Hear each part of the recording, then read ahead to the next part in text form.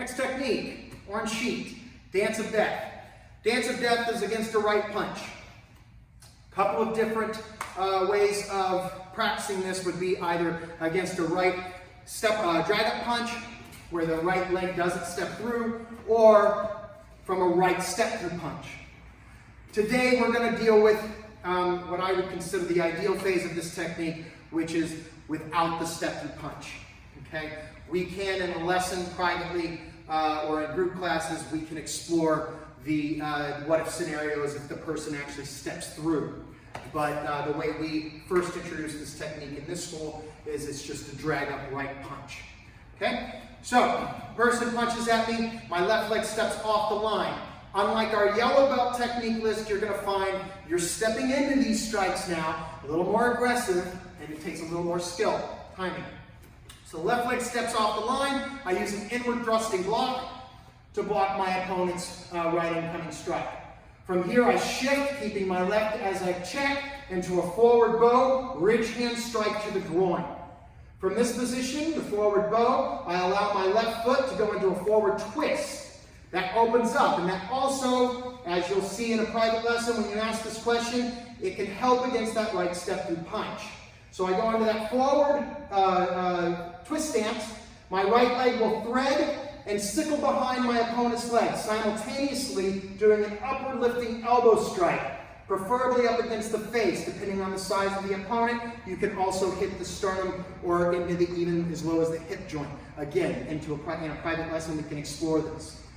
Okay, again, one more time. Inward block, forward bow ridge, left twist.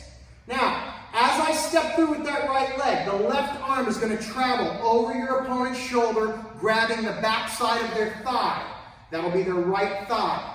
I'm going to step, I'm going to hook that back leg as I shoot the elbow, and notice how my body is now transitioning from this direction and twisting over. So the opponent should fall approximately at a downward angle that way. Okay? So from here to end it, I throw a back fist to the inside of their knee. That's their leg attempting to come around my right leading leg.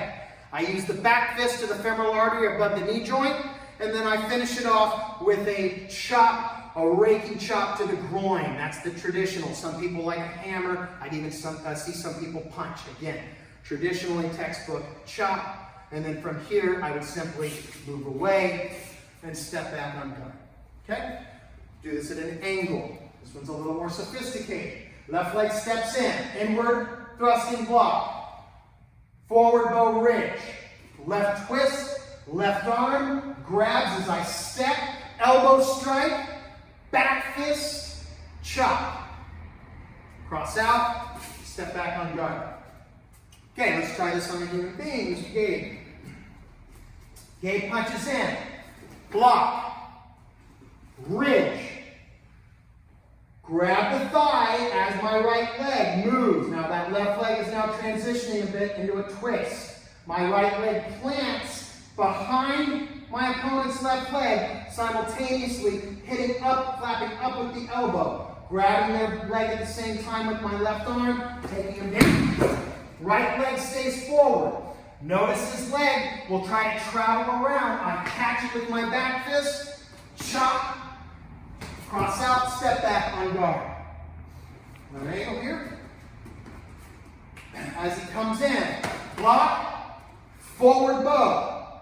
Load that twist, left arm travels over. Right leg will step with the elbow. Elbow strike.